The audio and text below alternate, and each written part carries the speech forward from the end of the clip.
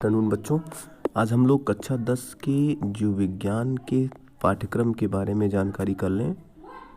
कक्षा 10 का जो बायोलॉजी है, जीव विज्ञान है, उसका पाठ्यक्रम क्या है, क्योंकि बहुत सारे बच्चों को अभी भी ये संशय बना हुआ है कि उत्तर प्रदेश बोर्ड ने जो 30% सिलेबस कम किया है, डाउन किया है, वो आखिर कौन कौन से ऐसे चैप्टर हैं जिनको हटाया गया है और कौन से ऐसे चैप्टर हैं जिनको पढ़ाया जाएगा।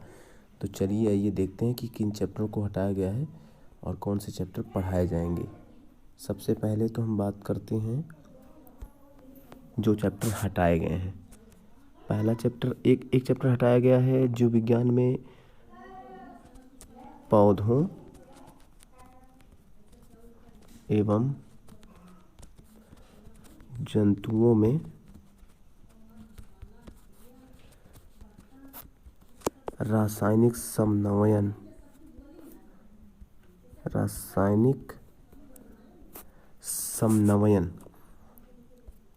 पौधों और जंतुओं में रासायनिक समन्वयन, यानी इसको कह सकते हैं chemical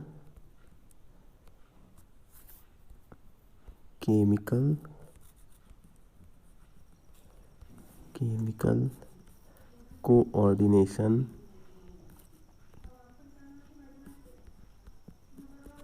in human and plants, इसको कम कर दिया गया है। इसमें हम लोग पढ़ते थे तंत्रिका तंत्र के बारे में पढ़ते थे, मस्तिष्क के बारे में पढ़ते थे, न्यूरॉन सेल के बारे में पढ़ते थे, इन सब चीज़ों के बारे में पढ़ते थे, जिसको सिलेबस से हटा दिया गया है। और प्लांट में हम लोग प्लांट हार्मोन पढ़ते थे, साइटोकाइनिन, जिब्रेलिन, ऑक्सिन वगैरह, इसको भी हटा दिया गया है। यही चैप्टर हटाए गए हैं, 2 चैप्टर हटा दिए गए हैं। बाकी जो हैं आपके सिलेबस में, उन चैप्टरों का एक बार जिक्र हम कर लें। जो चैप्टर हैं आपके, वो सबसे पहला चैप्टर है लाइफ प्रोसेस, जैव प्रक्रम। लाइफ प्रोसेस, जैव प्रक्रम। अब जैव प्रक्रम में बहुत सारे चैप्टर हैं, जैसे कि न्यूट्रिशन एंड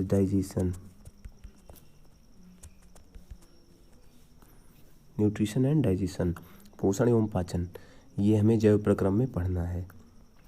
इसके बाद सेकंड चैप्टर है हमारा रिस्पायरेशन, यानी श्वसन।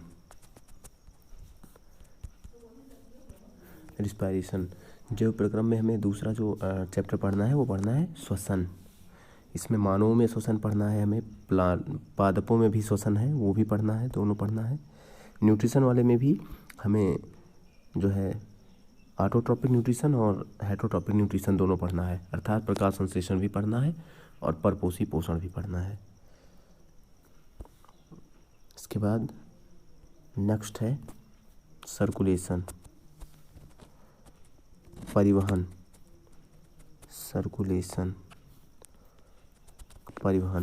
इसमें हमें प्लांट में भी परिवहन पढ़ना है, जाइलम फ्लोएम का वर्क क्या है, वाष्पोत्सर्जन क्या है, और वाटर एब्जॉर्प्शन क्या है, यानी जल अवशोषण क्या है, और उसके बाद ब्लड सर्कुलेशन भी पढ़ना है ह्यूमन में, जिसमें हम हृदय, रक्त, प्लेटलेट्स, इन सब चीज़ों के बारे में डिस्कशन करेंगे।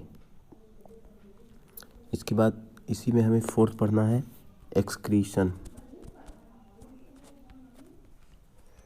उत्सर्जन के बारे में पढ़ना है। उत्सर्जन में ही ट्रांसपायरेशन मुख्य रूप से आएगा। प्लांट में उत्सर्जन वाष्पोत्सर्जन द्वारा होता है, ट्रांसपायरेशन, और मानवों में तो उत्सर्जन तंत्र ही पढ़ना है पूरा। हमें किडनी की फिजियोलॉजी पूरी पढ़नी है। और अभी पिछले साल नहीं, जो इस बार परीक्षा हुई है बोर्ड की, उसमें ह्यूमन एक्सक्रेटरी सिस्टम का एक बहुत ही महत्वपूर्ण टॉपिक नेफ्रॉन, जिसको हम वृक्काणु कहते हैं, ये पूछा गया था 7 नंबर में पिछले बोर्ड परीक्षा में, जो अभी हुआ है 2020 में। तो ये जैव प्रक्रम के अंतर्गत आने वाले 4 मुख्य चैप्टर थे। इसके बाद अगला है सेकंड चैप्टर, वो जैव प्रक्रम में ही चारों आ रहे थे, reproduction in animals and plants. ये जो है हाई स्कूल के सिलेबस, जीव विज्ञान के सिलेबस का सेकंड चैप्टर है। इसके बाद थर्ड चैप्टर हमें पढ़ना है रिप्रोडक्टिव हेल्थ।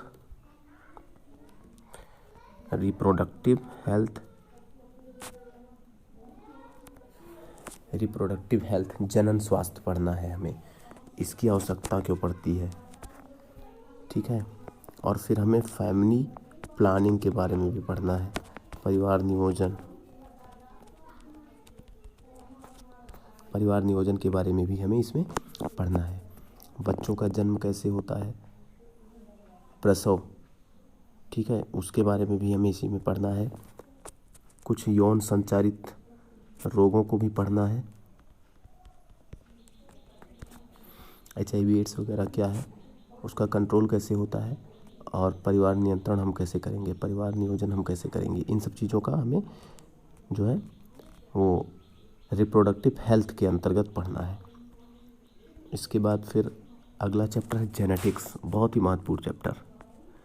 जेनेटिक्स आप ढंग से पढ़िए, बहुत अच्छे से आपको पढ़ाया जाएगा और आपको स्वयं भी बहुत अच्छे से पढ़ना होगा, क्योंकि जेनेटिक्स एक ऐसा चैप्टर है जो क्लास 12 में भी विस्तृत रूप में मिलेगा। क्लास 12 में विस्तृत रूप में मिलेगा, ये कक्षा 12 और 10 दोनों में है। 10 में थोड़ा कम है, 12 में आपको वहाँ पे थोड़ा विस्तृत में मिलेगा। इम्पोर्टेंट टॉपिक है, बहुत अच्छा साइंस होता है, ये एक अप्लाइड साइंस है ही। तो जेनेटिक्स पढ़ना है हमें अगला चैप्टर, और जैव विकास पढ़ना है जिसमें लैमार्कवाद, डार्विनवाद, ये सब हमें पढ़ना है। ऑर्गेनिक एवोल्यूशन, जीवन की उत्पत्ति कैसे हुई, ब्रह्मांडवाद क्या है, लैमार्कवाद क्या है, ठीक है, इन सब चीज़ों के बारे में पढ़ना है। जेनेटिक्स में हमें अभी ऊपर हमने बताया था, जेनेटिक्स जो इससे पहले हमने बताया था वो मेंडल्स लॉ, उसमें मुख्य रूप से पढ़ना है। मेंडल के नियम क्या थे, विभिन्नताओं के बारे में पढ़ना है, विभिन्नताएं कितने प्रकार की होती हैं, आनुवंशिक विभिन्नताएं होती हैं, दैहिक विभिन्नताएं होती हैं, ठीक है। और इसके बाद सेक्स डिटर्मिनेशन भी पढ़ना है, लिंग निर्धारण कैसे होता है मानवों में, पंछियों में, इन सब चीज़ों के बारे में पढ़ना है कि सेक्स डिटर्मिनेशन कैसे होता है, लिंग निर्धारण। ये 4 नंबर में 2020 में पूछा जा चुका है, इम्पोर्टेंट टॉपिक है। इसके बाद फिर हमें पढ़ना है नेचुरल रिसोर्सेस, प्राकृतिक संसाधन, नेचुरल रिसोर्सेस, प्राकृतिक संसाधन, ठीक है,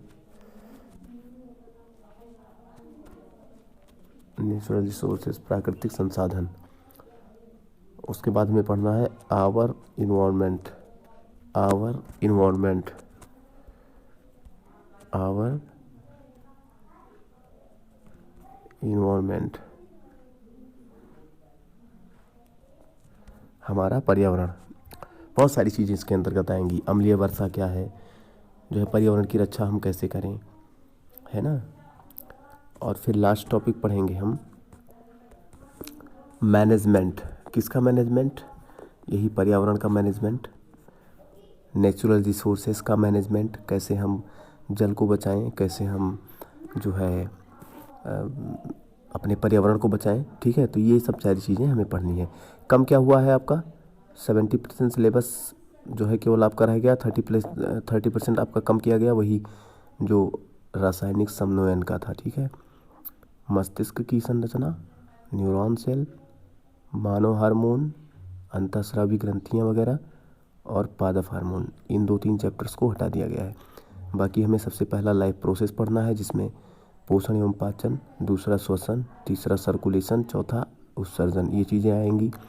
इसके बाद हमें जंतुओं और पादपों में जनन पढ़ना है, फिर जनन स्वास्थ्य पढ़ना है, उसकी आवश्यकता क्यों है, परिवार नियोजन क्या है, उसका नियंत्रण कैसे करेंगे, प्रसव क्या है, डिलीवरी, ठीक है, बर्थ ऑफ चाइल्ड जिसको कहते हैं, मासिक चक्र के बारे में भी हमें पढ़ना है, और स्त्री और पुरुष के जनन तंत्र के बारे में भी पढ़ना है, HIV एड्स, यौन संचारित रोग के बारे में, उसके कंट्रोल के बारे में भी हमें पढ़ना है, जेनेटिक्स एंड ऑर्गेनिक एवोल्यूशन के बारे में भी पढ़ना है, यानी आनुवंशिकी एवं जैव विकास, लिंग निर्धारण पढ़ना है, प्राकृतिक संसाधन, हमारा पर्यावरण, प्राकृतिक संसाधनों का प्रबंधन, इतनी चीज़ें हमें हाई स्कूल के सिलेबस में पढ़नी है, जो कि 25 नंबर की पूछी जाती हैं।